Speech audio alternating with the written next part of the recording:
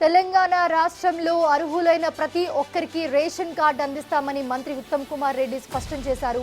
Ration card లేని ప్రతి ఒక్కరికి రేషన్ కార్డు ఇచ్చి 6 కేజీల సన్నబియ్యం ఇస్తామని తెలిపారు.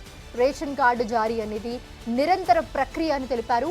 సూర్యాపేట జిల్లా హుజూర్ నగర్ పట్టణంలో రామస్వామి గట్టు సమీపంలో ఉన్న హౌసింగ్ కాలనీ పనులను పరిశీలించిన అనంతరం మంత్రి వ్యాఖ్యలు చేశారు.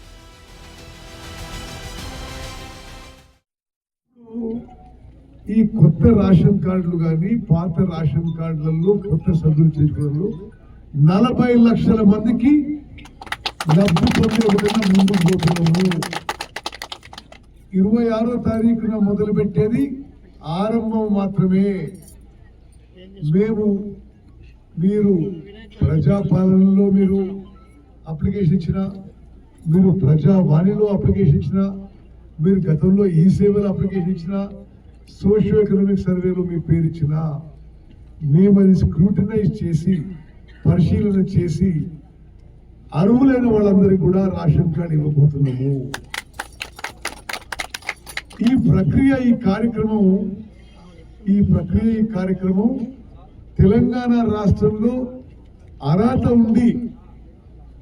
ఉన్న చివరి వ్యక్తి కూడా రేషన్ కార్డు చేరే వరకు ఈ ప్రక్రియ ఎక్సర్సైజ్ కొనసాగుతుంది.